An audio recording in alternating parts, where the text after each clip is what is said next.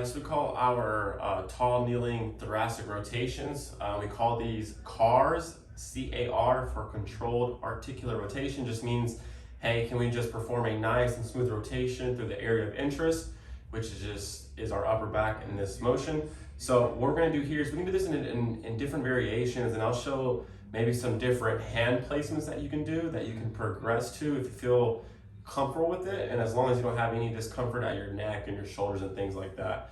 But the first thing that we'll do is we'll be in this tall kneeling position where essentially sitting onto my heels, so everything is pretty much nice and flat. And I'll show you a different couple of angles, but the first thing we're going to do is, again, we'll be sitting nice and tall, and I want you thinking about putting the tips of your fingertips, your hands, onto your shoulders. So I'm just kind of like if I'm hugging myself. And then what we're going to do here is, again, we're trying to isolate through the upper back. So I want you to think about just breathing, inhaling and exhaling like we've talked about, to create tension within our abdominals, so we can just isolate and rotate and really feel everything move around. So what we're going to do here is, again, we're going to tuck our chin underneath us like we're peeling our back off the wall. And then I'm going to smoothly rotate down.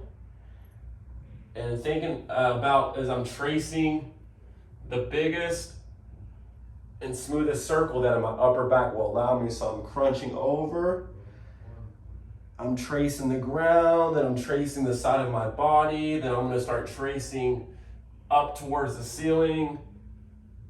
And again, I'm trying to scan and really just trying to maneuver and explore the motion in our upper back. So as I'm doing this, I want you breathing, inhaling and exhaling.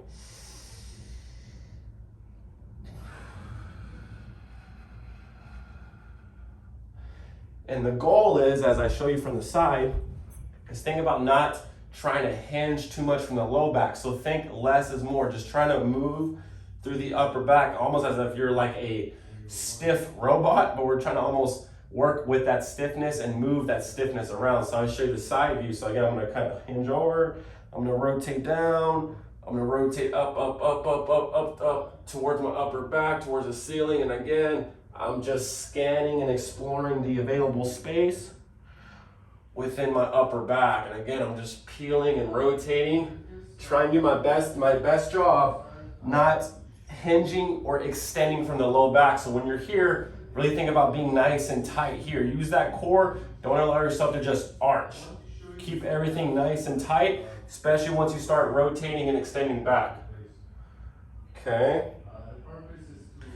Now the second variation would just to put your hands above your head. So this one's a little bit harder because you have to control your core a little bit more. So what that would look like is the same thing as I want you again to put your hands on top of your head instead of on your arms, on your shoulders. So you're going to kind of slouch forward, rotate, rotate, rotate, open up the wings a little bit, open up the wings, close the wings. And I'm just trying to reach and open with my elbows as I twist and turn and move through my upper back still. The reason this is harder is because now my hands are above head. So I have to really control my low back as I just maneuver and explore space. Okay, so I'll show you from the other view. Again, I'm going to just hinge over, hands behind head. I'm going to reach, rotate, and try to just open up my elbows and my shoulders as I just scan through the available space. Now, I don't want you really hanging on your neck too much. You shouldn't be pulling on your neck. Your hands should just be nice and light as you just rotate and spin through your upper back right here. Okay. Just reaching, extending, and rotating, and breathing as you do that. So you can pick the first variation and progress the second variation on that.